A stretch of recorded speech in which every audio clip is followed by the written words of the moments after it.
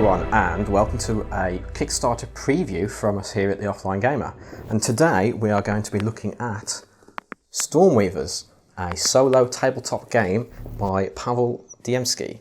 Now, this game is, as it says here, a solo tabletop game. It's a choose-your-own adventure style game, but it also has combat mechanics in it. So what does that mean?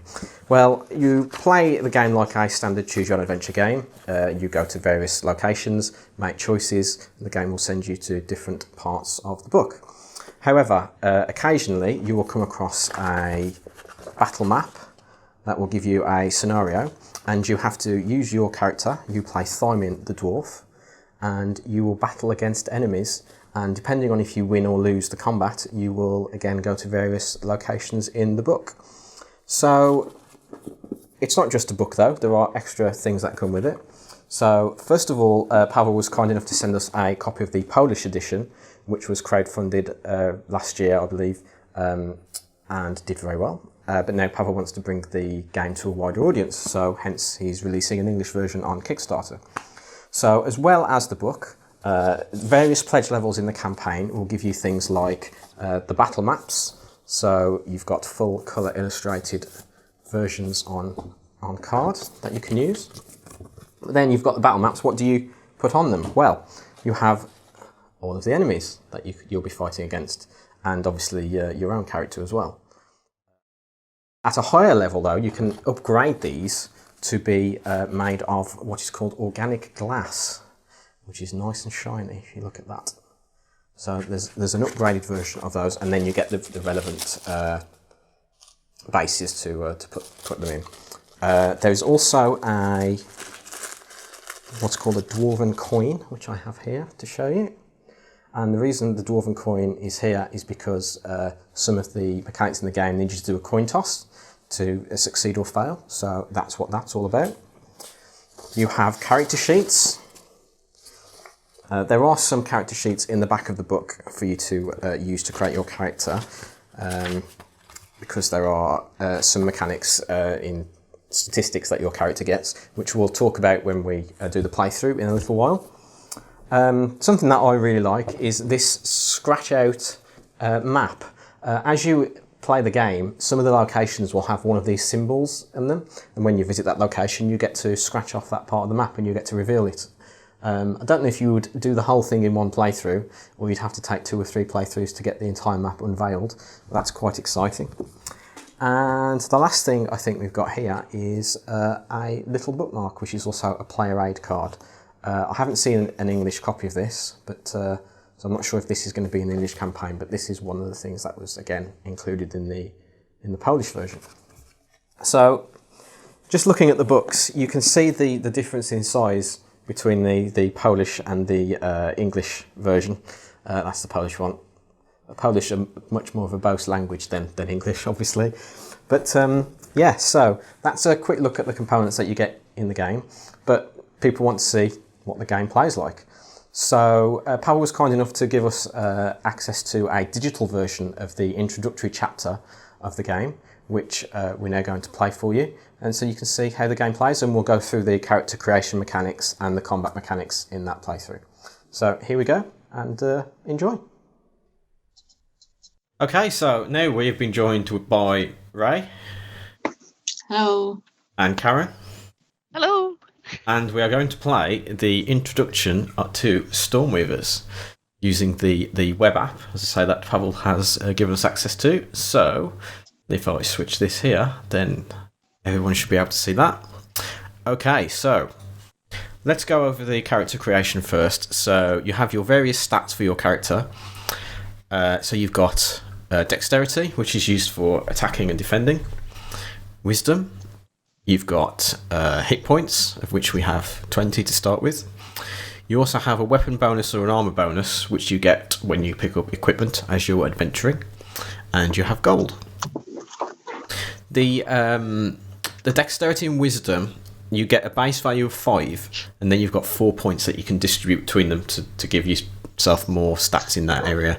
So default that's been set up for us is a dexterity of 8 and a wisdom of 6. Do we want to keep that, or would you like to change those values at all? I don't know. You could stick 2 on each. Oh, they've already had it. So instead of have it as 7 and 7 instead of 8 and 6. Okay. Oh, okay, gotcha. Fine. So that they both had their base of 5. So 3 has been added on to dexterity, and 1 has been added on to wisdom. Okay. Gotcha. Okay. So the demo's been set up like that. So shall we keep it like that? Yeah. Okay. Go for it. The other thing is that we may occasionally be asked to do an attribute roll, and by doing that, we will roll the dice, and then if the total is equal to or below your stat, then it is a pass. So, let us start the adventure. I will be your guide, and although it's a solo game, we're going to play it where I will read out the story and the instructions, and you two can make the decisions as to what you want to do. So, let us begin. Oh, I'm disappointed you don't have a beard, though. And a helmet, being a dwarf. The dwarf dungeon master. No, Yeah. No, it's not a good look on me. Okay. We'll let you off. After a 5-day trudge, you have a feeling that instead of legs, you've got 2 logs. Painful logs.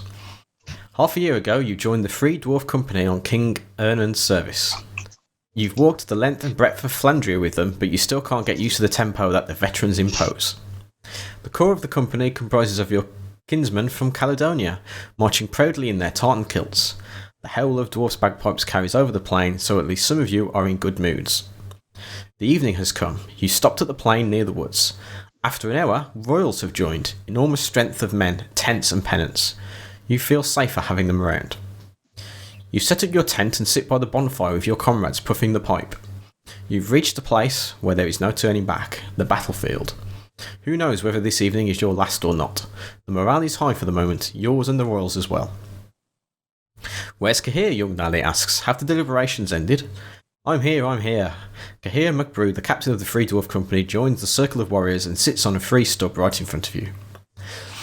Tomorrow we'll take the left flank, he shortly announces. After a moment he continues. I've heard Fomorians join the enemy. For a brief moment there is heavy silence among the warriors. Nobody dares to speak. Puh! Nally pulls himself up, grimaces and spits. Buck's offspring, pure evil, goddammit. At least it will be clearly written in the chronicles who was right in this war and who wasn't. He adds quietly after a moment while sitting back to his place. What do you think, Thymin? Will they describe us as the good ones or the bad ones? It depends on whether we win or lose, you answer without taking your eyes off the fire. History is written by the winners. Besides, what does that mean to us, good or bad? We must march through mud, bash with an axe, break skulls, that's our job. It's war. If there is no provisioning, we must rob peasants, finish off enemies after the fight. Long talk and for what? Enough songs about it. Ah, old Bomir finally frowns. I don't like this type of gallows humour, especially before the fight. Only you seem to be laughing about this. Let's go to sleep. Snectitude has spoken, wisdom has spoken, Cahir says. All to your tents, tomorrow is a big day. I like the characters already. At night you dream about the kingdom under the mountain where you grew up, and about your father's returns. He was a sellsword. He was coming back once a year, bringing money. He always said that the mine wasn't for him and that he prefers to die from an axe rather than pneumonia. When your father was not around, you didn't listen to your mother, you and your brothers. Now and then you'd just run away to wander outside the city walls. You wanted to be just like him. Your mother was getting angry and hopeless when you'd come home back all dirty in ripped clothes. You'd get into a row, but there was always a warm supper waiting for you. It is one of your adventures. You are climbing steep stairs to the mountain of listening. Step after step, the stairs, however, seem to have no end. After some time, you reach the top and look into the far north direction. You see a black tower looming in the distance. You look really long at it. Too long. Suddenly, an undefined sound disturbs your sleep. You grab the axe and run out into the night. There is a turmoil in the camp. The royal tent burns in the middle of the place, plenty of soldiers everywhere out shouting each other. Put down the fire, catch, fight the enemy, and hundreds of curses, of course. In the blazes of fire, you see Nally running towards you. What's going on? You outshout the racket. There's an attempt on the life of the king, that's what's going on, Nally shouts back while running. A spy sneaked into the camp and set the king's tent on fire. Thank gods the crown is unharmed. Whoever's alive seeks the doer. He threatens an unknown saboteur with his fist and disappears into the darkness. You stand in place for a while to gather your thoughts, and all of a sudden, you seem to see some kind of movement between the trees. If you want to dive into the darkness to catch the spy, roll for dexterity. If you want to sneak up slowly and cautiously to search through the bushes, you roll for wisdom. You can throw an axe into a blurry shadow. You can call for backup. Or, if you think it might have been an illusion, you can go back to your tent to get some sleep before the fight. The king's safe after all. Yeah, let's ignore the last one. Okay.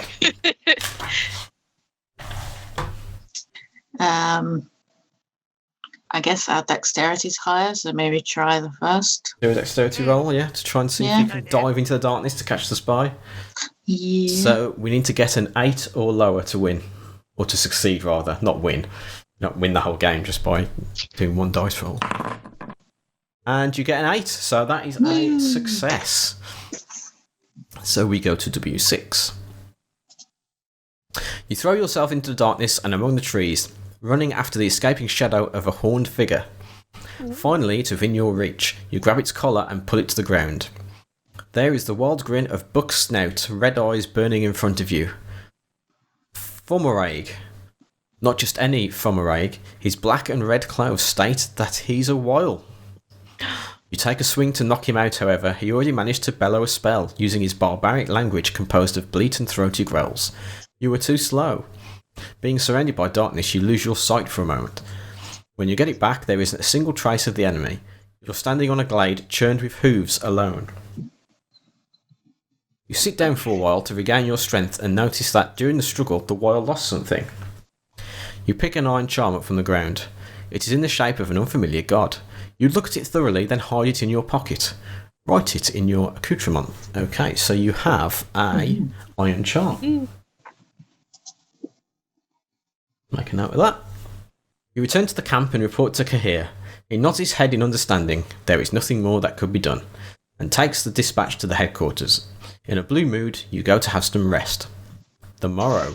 W5. Morning, Nippoli. The company stands at the edge of a forest on a protruding hill. Rays of the rising sun shine through clouds and onto the plain. Your position gives you a great view on the enemy army, taking their positions down in the valley. There are a lot more of them than what you've expected. A lot more. The valley glows with the redness of pennants and flags. You wait peacefully to see which positions they will take.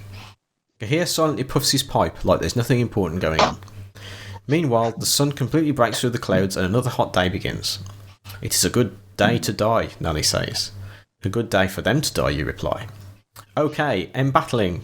Kahir breaks the sudden silence and blows a whistle 3 times. You go down the hill and stand close to each other with the rest of dwarfs, forming a well-trained embattle of the northern folk. All of you adjust weapons, check if the shields of your comrades touch on the left and on the right-hand side, forming an unbreakable wall. You wait. The sun is slowly moving through the sky. The tension is difficult to manage even by the most experienced sellswords. Finally, you can hear a clop of the hooves of a horse from afar and a royal messenger appears. He approaches and speaks with a captain for a brief moment, informing about the orders. All right, chaps, Kahir calls loudly when the conversation is over. First, the royal cavalry. The rest of us follow. The cavalry takes charge to the middle. We take over the left flank. We'll crush these buckhorns. Stick together and don't let them kill you. Horns play. The wind starts to blow as if at a signal, flapping the light blue pennants of the Free Company. The ground trembles with the growing thunder of hundreds of horses' hooves, while the charge of King Ernan's heavy cavalry goes down the valley, with golden banners flapping over their heads. Kahir gives a signal to attack, whistling again with this modulating, piercing sound. You can hear the burden and then the howl of bagpipes. At an even pace, you go down the valley, shield to shield. They are already waiting for you, of course, Fomorians, pitch-black shaggy buckhorns, broods of the night. At least you're the same height, crosses your mind, so it'll be easy to cut your heads off. Hopefully they don't have their sleazy wiles with them, you add in your mind. You hate the wiles. In your entire life you've only met one that was decent, but to tell the truth, him too, a swine. Didn't we? Well, we've sort of met the one that we just tried to chase as well, but we didn't really meet him, did we? So I suppose the heat of battles probably, overshadowed that. You move to attack. You nearly have them under your axes when suddenly you can hear horns playing, but they sound different than yours. The ground trembles again, buckhorns fan out, and first you see blood-red banners emerging from the battle dust, then a charge of an enemy cavalry moving towards you. Kahir blows the whistle 2 times. You stop on command, stick your shields in the ground, and prepare axes. There's no time to think.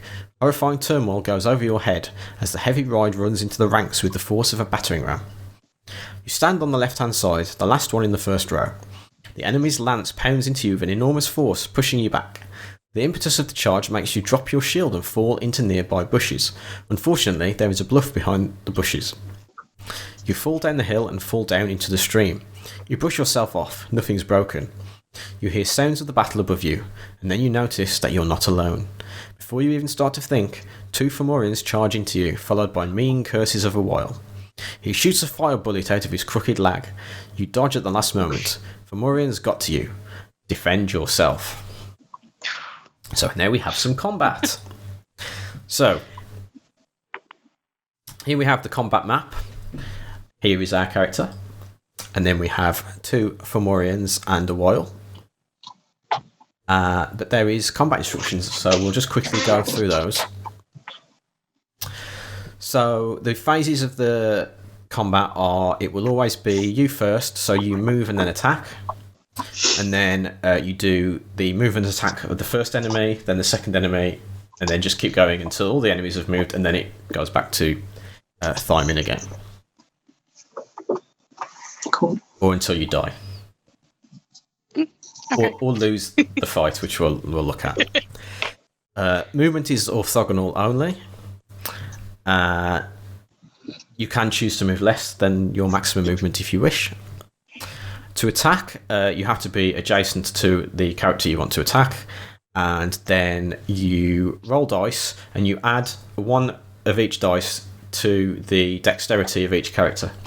So, say we've got a dexterity of 8. If we rolled a 2, then our total would be 10.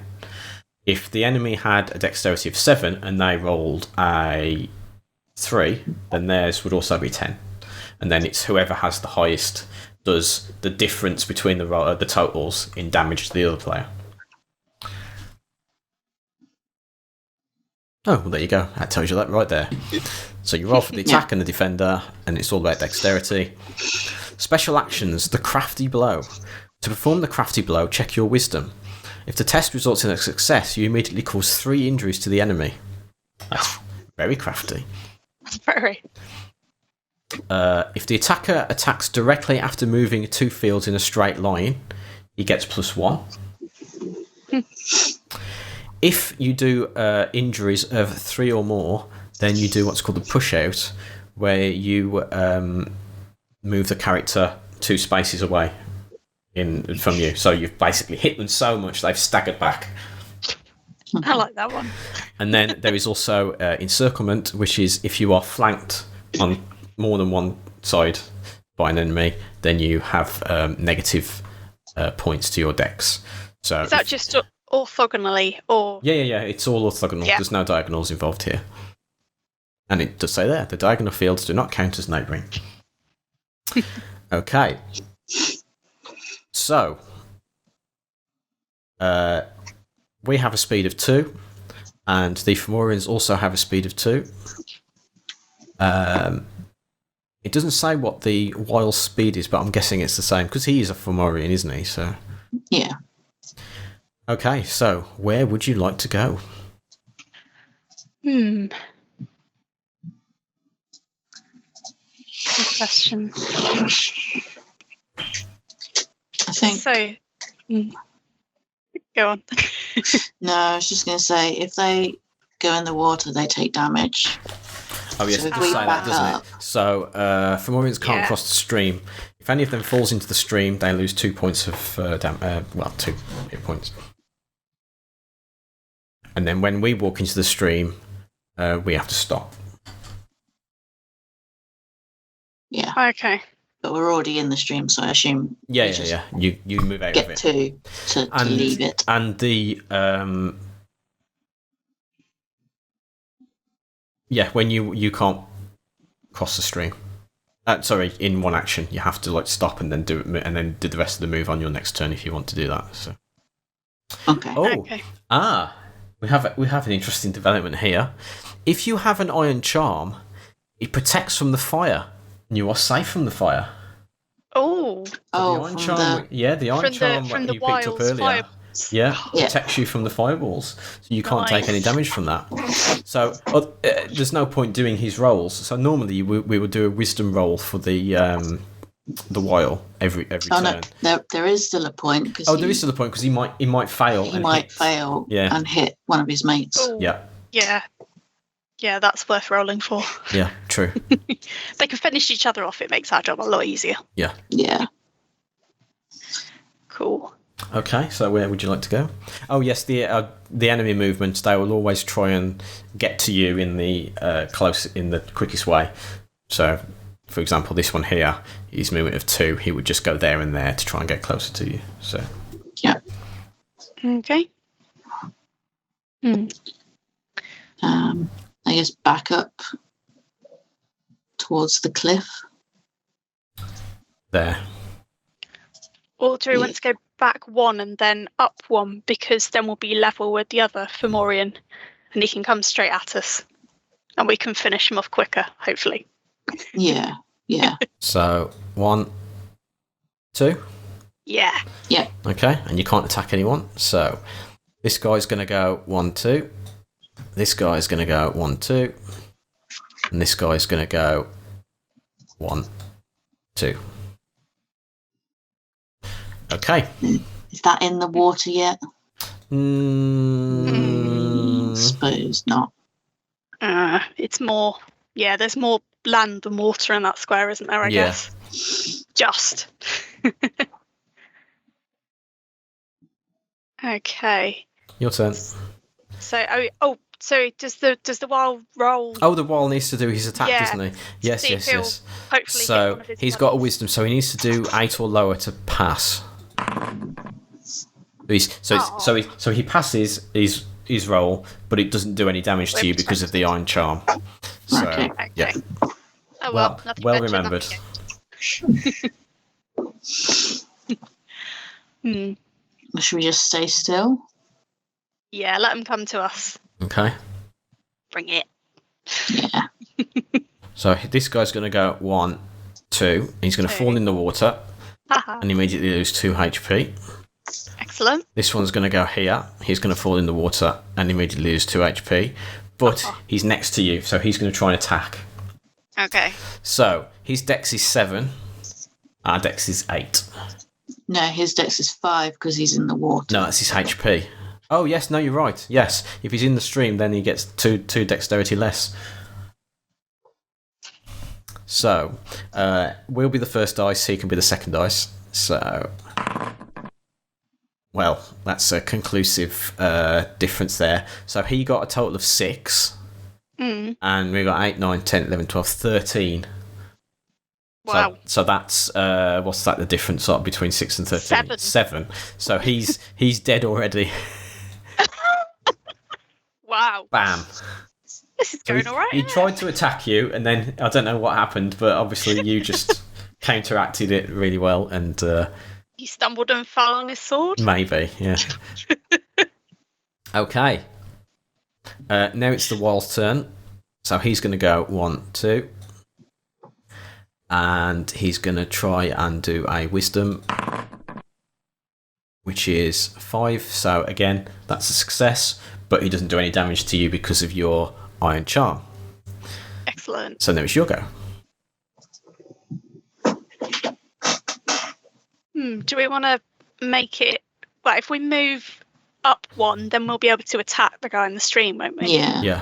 Yeah. So should we do that and then see if we can finish him off or help him finish himself Okay, off? so you need to try and do 6. So he's got 5 because he's in the stream, and you've got 8.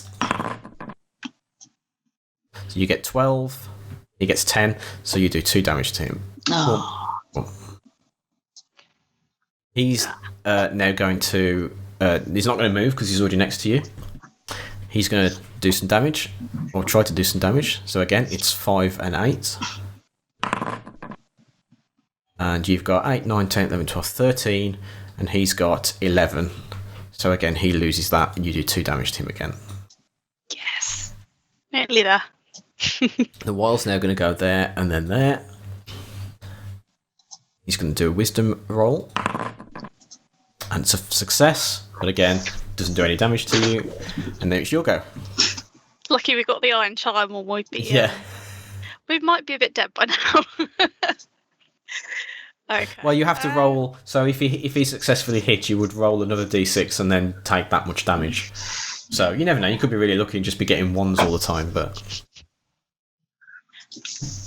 Might as well stay where we are, I guess. yeah. Just attack. Just attack again.